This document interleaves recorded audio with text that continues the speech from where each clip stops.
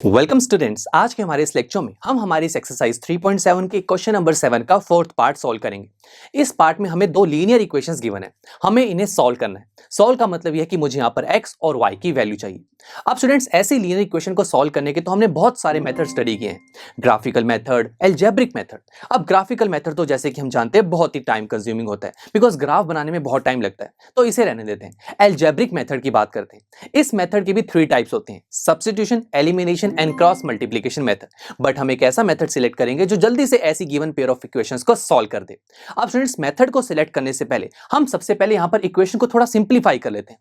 First equation तो सही लग रही है, बट सेकंड इक्वेशन को सिंप्लीफाई किया जा सकता है। लेफ्ट हैंड साइड में a प्लस बी और x प्लस वाई मल्टीप्लाई में है, तो फिर ब्रैकेट्स को ओपन किया जा सकता है। a प्लस बी पहले x से मल्टीप्लाई होगा तो बन जाएगा a प्लस बी एक्स, और उसके बाद a प्लस बी को हम y से मल्टीप्लाई करेंगे तो बन जाएगा a plus b multiply y। तो चलिए, दोनों इक्वेशन सिंप्लीफाइड फॉर्म में आ चुकी हैं। अब देखते हैं कि कौन सा मेथड फास्ट रहेगा। सबसे पहले सब्स्टिट्यूशन, एक ऐसा मेथड जिसमें से हम कोई भी इक्वेशन से किसी एक वेरिएबल की वैल्यू को निकालते हैं और उसे दूसरी इक्वेशन में सब्स्टिट्यूट कर देते हैं। अब यहाँ पर स्टूडेंट्स, अगर मैं फर्स्ट इक्वेशन से लेट से x वेरिएबल की वैल्यू निकालूंगा, फिर उसे सेकंड इक्वेशन में सब्स्टिट्यूट करूंगा और फिर आगे सॉल्व भी करना पड़ेगा। नहीं दोस्तों, ये तो बहुत टाइम कंज्यूमिंग प्रोसेस है, बिकॉज वैसे ये जो इक्वेशन है थोड़ी कॉम्प्लिकेटेड सी लग रही है देखने में भी, तो फिर इस मेथड को तो रह नहीं देते हैं। सेकंड मेथड की बात करते हैं, एलिमिनेशन। इस मेथड में हम हमारी गिवन पेयर ऑफ इक्वेशन में से किसी एक वेरिएबल को एलिमिनेट या फिर कहीं कैंसिल आउट करते हैं, और जिस वेरिएबल को हम एलिमिनेट करना चाहते हैं उसकी टर्म हम दोनों इक्वेशन में सेम बनाते हैं, बिकॉज सेम टर्म्स होंगी तभी वो एलिमिनेट की जा सकती हैं। जैसे कि लेट से मैं दोनों इक्वेशन में y को एलिमिनेट करना चाहता हूं, आप x को भी कर सकते हैं, अभी के लिए मैं y को सिलेक्ट कर रहा हूं। तो फर्स्ट इक्वेशन में सबसे पहले अगर देखें तो y वेरिएबल वाली टर्म है a plus b multiply y, और सेकंड इक्वेशन में भी देखिए सेम टर्म है, यानी कि यहां पर तो ऑलरेडी हमारा काम हो चुका है। जिस वेरिएबल को हम एलिमिनेट करना चाहते हैं उस वेरिएबल की टर्म दोनों इक्वेशन में पहले से ही सेम है, तो बस एलिमिनेशन ही तो करनी है। तो आइए इसी मेथड को हम सिलेक्ट करेंगे। अब स्टूडेंट्स, एलिमिनेट कैसे किया जाए? अगर दोनों इक्वेशन को ऐड किया जाएगा तो जो y वेरिएबल वाली टर्म है वो तो ऐड हो जाएंगे, मुझे तो कैंसिल आउट करना है ना, तो फिर सब्ट्रैक्शन करते हैं। सब्ट्रैक्शन से दोस्तों सेकंड इक्वेशन के आगे नेगेटिव साइन आएगा, और ये नेगेटिव साइन सेकंड इक्वेशन के अंदर आने वाली हर एक टर्म के साइन चेंज कर देगा। अब आइए शुरू करते हैं। सबसे पहले a minus b multiply x minus a plus b multiply x, तो ये कुछ इस तरीके से हो जाएगा।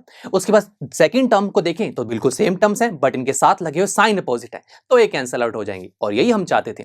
उसके बाद अगर आप राइट हैंड साइड में देखेंगे तो ये हो जाएगा a square minus 2ab minus b square minus a square minus b square. चलिए अब इसे आगे फर्दर सॉल्व करते हैं। पहले लेफ्ट हैंड साइड पर फोकस कीजिए। यहां पर मैं x को कॉमन ले सकता हूं, तो चलिए x को कॉमन लेते हैं। जैसे ही x को कॉमन लिया तो ब्रैकेट के अंदर क्या रहेगा? a minus b minus of a plus b. अब स्टूडेंट्स, a प्लस बी के बाहर माइनस है और a माइनस अंदर वाली टर्म्स के साइन चेंज कर देगा, तो ये हो जाएगा a minus b minus a minus b, और उसके बाद यहां पर a माइनस है, ये तो कैंसिल आउट हो जाएगा। तो फाइनली लेफ्ट हैंड साइड में हमारे पास एक्सप्रेशन बना x मल्टीप्लाई माइनस 2b। उसके बाद इसी तरीके से आप राइट हैंड साइड को भी सॉल्व करते हैं, बहुत ही सिंपल है। a square minus a square, ये तो कैंसिल आउट हो जाएगा। उसके बाद देखिए माइनस 2ab और minus b square minus b square, ये हो जाएगा माइनस 2b स्क्वायर। तो देखिए हमने लेफ्ट हैंड साइड और राइट हैंड साइड दोनों को सॉल्व कर लिया। अब मुझे तो x की वैल्यू चाहिए ना, इसके लिए आप x के साथ लगी हुई जो टर्म है माइनस 2b, इससे आप ले जाइए राइट हैंड साइड पर, तो एक्सप्रेशन क्या बनेगा? That is minus 2ab minus 2b square divide by minus 2b।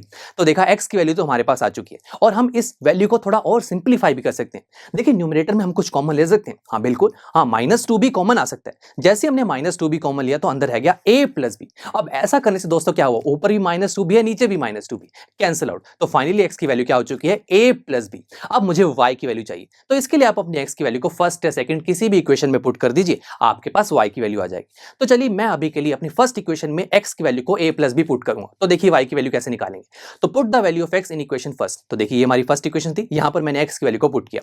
अब आइए इसे सॉल्व करते हैं। सबसे पहले टर्म देखें a minus b multiply a plus b, इससे रिलेटेड हम एक आइडेंटिटी पढ़ चुके हैं दोस्तों छोटी क्लासेस में, that is a minus b multiply a plus b which is equal to a square minus b square. Yes my friends, हम इसी आइडेंटिटी का यहां पर यूज करेंगे, तो ये हो जाएगा a square minus b square. उसके बाद आगे क्या है? a plus b multiply y, और देखिए राइट हैंड साइड वाली टर्म तो बिल्कुल सेम रहेगी।